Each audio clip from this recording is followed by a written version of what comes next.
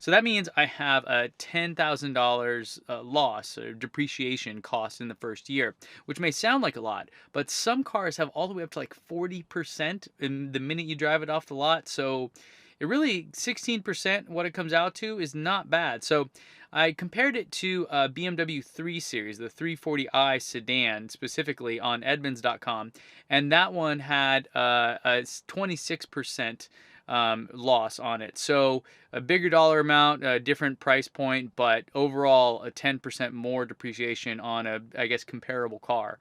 It varies kind of how you categorize these things, but you get my point. The depreciation on it, yep, it was a lot.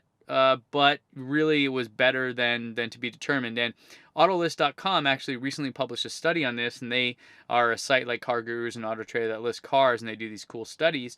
And they showed again that the Model 3 and the Model S and X all do better than kind of their peers. So I feel like I came out ahead on this. 50 grand right now, if I were to sell this with all the modifications, I'll talk about that in a second, I could probably do a little bit better and maybe upgrade to performance.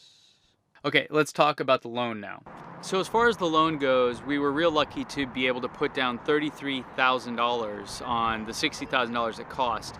We did that by selling some Ethereum as well as selling Jenny's old car. And so we were able to, kind of pay it off and have a low loan amount, $27,000, which maybe doesn't sound that low, but when you're talking about a $60,000 car, it's pretty good. And that gave us a $700 a month payment.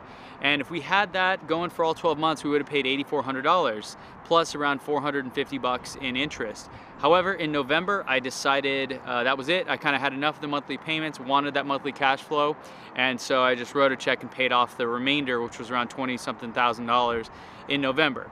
So at this point, 2019, January, car's paid off, and we're kind of free and clear. So back to that depreciation number, if we did want to sell for 50K, we would legit get 50K and then throw that towards another car if we wanted to. So something to think about there. But regardless of what car I bought, that would have been the same. So I can't really compare it to anything else other than what interest rate I would have got with a different car, which should have been the same. I just went to my credit union, got the loan, and I was done with it. So there you have it. Now insurance is a different story. So as far as insurance goes, it was just over $100 a month. We spent just north of $1,200 in the past 12 months. That's a little bit less than our Model S, which I think is around $120 a month last time I checked. And this was pretty common. Now we have 3 cars in there. We have homeowners insurance and life insurance.